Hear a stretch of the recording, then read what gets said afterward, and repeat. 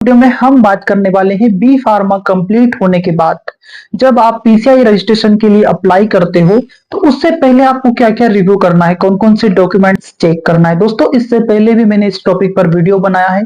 पहले भी मेरा एक वीडियो अपलोड है ऑलरेडी, उसकी लिंक भी मैंने डिस्क्रिप्शन में डाल दी है, जिसमें मैंने आपको बताया था कि डोमिसाइल सर्टिफिकेट को कैसे आप अपग्रेड करवा सकते हो। वो बताने का कारण भी यही था दोस्तों, क्योंकि मेरे खुद के रजिस्ट्रेशन में क्लेरिफिकेशन का इश्यू आया था। उसके बाद जैसे ही मैंने डोमिसाइल सर्टिफिकेट अपडेट करवाया, उसके बाद ही मेरी प्रॉब्लम सोल्व हुई। तो आज के इस वीडियो में मैं आपको कुछ डिटेल्स देने वाला हूं। जैसा कि मैंने चेक किया कि पीसीआई में जब आप रजिस्ट्रेशन के लिए अप्लाई करते हो, उससे पहले आपको बहुत सारी चीजों को ध्यान देना रहता है, क्योंकि हम क्लेरिफिकेशन के लिए अप्लाई कर देते हैं, बहुत सी बार अपलोड भी हो जाते हैं हमारे डॉक्यूमेंट, लेकिन जब रिव्यू होते हैं उस टाइम पे हमारा क्लेरिफिकेशन आ जाता है और दोबारा से हमारे डॉक्यूमेंट्स को या फिर जो हमारा फॉर्म है उसको वहीं रोक दिया जाता है। मतलब हमारी एप्लीकेशन को वहीं पे रोक दिया जाता है और वापस से हमारे पास मेल आता है क्लेरिफिकेशन का। तो ये प्रॉब्लम्स आपके साथ ना हो। आप बी फार्मा कंप्लीट करने के बाद आप एक बार अपने डॉक्यूमेंट्स को कैसे रिव्यू कर ले, कैसे चेक कर ले और कौन कौन से डॉक्यूमेंट को आपको रिव्यू करना है पीसीआई में अप्लाई करने से पहले, वो सारी चीजें आज के वीडियो में मैं आपको बताने वाला हूँ। वीडियो थोड़ा लंबा हो सकता है, लेकिन दोस्तों इन्फॉर्मेशन आपके लिए बहुत ज्यादा इंपॉर्टेंट है। आपका इससे टाइम भी बचेगा। दूसरा, दोबारा आपको क्लेरिफिकेशन का फॉर्म फिल करना नहीं रहेगा, क्योंकि आप क्लेरिफिकेशन का फॉर्म फिल करोगे वापस से आपको एमपी ऑनलाइन जाना पड़ेगा, दोबारा से सेम प्रोसेस करनी होगी और साथ ही इससे आपका टाइम भी जाएगा, साथ ही आपको अननेसेसरी कुछ पॉइंट भी सामने आएंगे। हो सकता है क्लेरिफिकेशन के बाद आप अप्लाई करो तो आपका टाइम ड्यूरेशन फिर से बढ़ जाए। तो आप चाहते हो कि आपका रजिस्ट्रेशन एक बार में ही आपको मिल जाए, मतलब एक बार आपने अप्लाई किया और जितना टाइम लाइन मतलब पीसीआई के द्वारा दी जाती है उसी टाइम लाइन में आपको आपका रजिस्ट्रेशन मिल जाए। तो इसके लिए जरूरी है दोस्तों कि आपके जो डॉक्यूमेंट्स है वो 100% उनमें इंफॉर्मेशन सही होना चाहिए। सबसे पहले आपको चेक क्या करना है, बिल्कुल जीरो से अपन शुरुआत करेंगे। स्टेप बाय स्टेप मैं आपको ऑल डॉक्यूमेंट्स और उनकी डिटेल्स भी बताऊंगा कि ऑल डॉक्यूमेंट्स में आपको क्या क्या चेक करना है। सबसे पहले बात करते हैं 10th और 12th की मार्कशीट की। आपको दोनों मार्कशीट को साथ में रखना है और दोनों में चेक करना है आपकी डेट ऑफ बर्थ सेम है या नहीं, वो आपको चेक करना है। इसके साथ ही दोस्तों आपको चेक करना है कि जो आपकी डेट ऑफ बर्थ है वो आपकी मार्कशीट यानी जो आपको बी फार्मा की मार्कशीट है उससे सेम मैच हो रही है या नहीं, वो भी आपको चेक करना है। इसके साथ ही दोस्तों आपको देखना है कि आपके अदर डॉक्यूमेंट लाइक आपका डोमिसाइल सर्टिफिकेट या फिर आपकी इनकम प्रूफ या फिर आपकी समग्र आईडी, उन सब में आपका नाम सेम है या नहीं है। इसके साथ ही आपको फादर और मदर का नाम भी चेक करना है ऑल डॉक्यूमेंट्स में। आधार कार्ड भी चेक करना है आपका। इसके साथ ही जो जो डॉक्यूमेंट्स उसमें अपलोड होने वाले हैं उन सभी डॉक्यूमेंट को एक बार आपको रिव्यू करना है। उनमें आपकी डेट ऑफ बर्थ देखनी, आपका नाम देखना है, फादर का नाम देखना है, यहां तक कि सरनेम को भी अच्छे से चेक करना है दोस्तों। और हिंदी इंग्लिश दोनों में आपको चेक करना है, क्योंकि बहुत से दोस्तों ऐसा हुआ है कि उनका हिंदी नाम तो बिल्कुल सही आ रहा है लेकिन इंग्लिश नाम में कुछ मिस्टेक्स है, डबल ए किसी के लगा हुआ है, किसी के ए ही नहीं लगा हुआ है। तो सेम आपको चेक करना है, किसी ने अपने फादर का नाम सरनेम ऐड करवा रखा है अपनी मार्कशीट में लेकिन आधार कार्ड में उनका फादर का नाम ऐड नहीं करवा रखा है, तो ये बहुत बड़ी प्रॉब्लम्स बन जाती है दोस्तों। आपके साथ ऐसी प्रॉब्लम्स ना हो इसलिए जरूरी है कि आपके सारे डॉक्यूमेंट बिल्कुल सेम होना चाहिए, सभी में इंफॉर्मेशन बिल्कुल सेम होनी चाहिए। आपको चेक करना है आपकी मार्कशीट, 10th 12th की मार्कशीट को चेक करना है, आपकी डिग्री चेक करना है, बी फार्मा या डी फार्मा आपने किया है तो उसकी डिग्री सर्टिफिकेट को आपको चेक करना है। आपके एवरी सेमेस्टर की मार्कशीट को आपको चेक करना है, उसमें डिटेल्स चेक करनी है, उसमें जो प्रॉपर इंफॉर्मेशन है वो सही है या नहीं, वो सारी चीजें आपको चेक करना है। आपका आधार कार्ड का जो डाटा है आपकी मार्कशीट से मैच होना चाहिए विथ नेम। स्पेलिंग सहित आपको चेक करना है कि उसमें जो स्पेलिंग आपकी मार्कशीट में लिखी हुई है वो ही स्पेलिंग आपकी मार्कशीट में है, वो आधार कार्ड में है या नहीं, वो भी आपको अच्छे से चेक करना है। इसके साथ ही सबसे इंपॉर्टेंट होती है समग्र आईडी।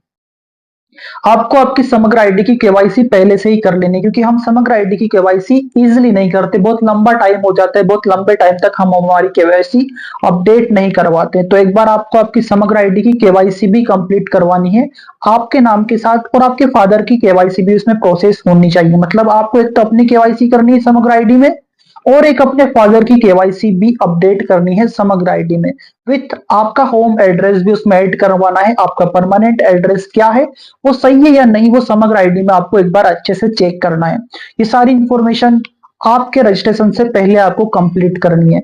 हो सकता हो कि आपका जो डोमिसाइल सर्टिफिकेट है उसमें कुछ इशू हो, तो हो सके तो आप अपनी समग्र आईडी की जो प्रोसेस है वो कंप्लीट हो जाए, मतलब उसकी केवाईसी कंप्लीट हो जाए।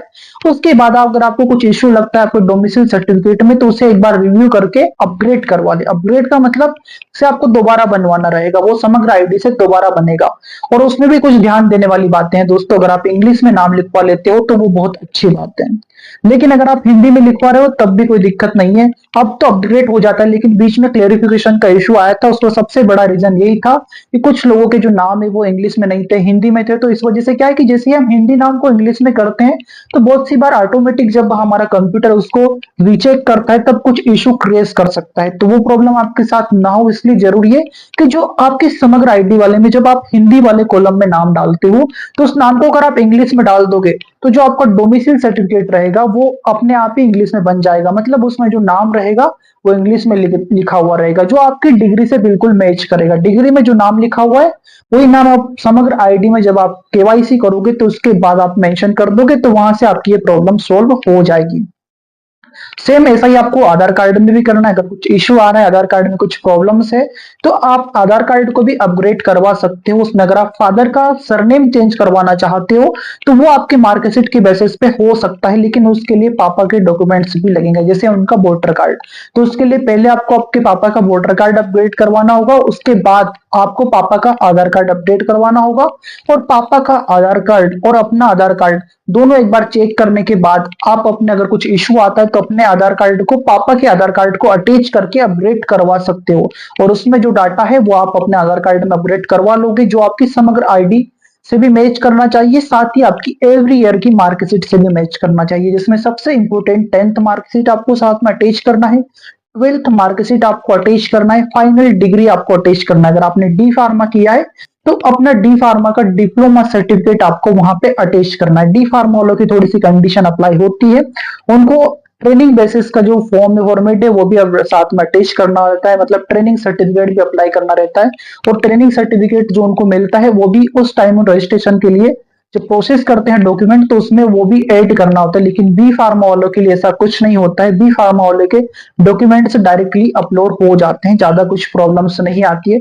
आप अपने आसपास से किसी भी एम्प्लॉय लाइन पर जाकर आसानी से इजीली डॉक्यूमेंट फिलअप करवा सकते हो। फीस की अगर स्ट्रक्चर की हम बात करें तो 4500 से लेकर 5000 के बीच आपकी फीस लगती है एक बार रजिस्ट्रेशन अप्लाई करने के बाद।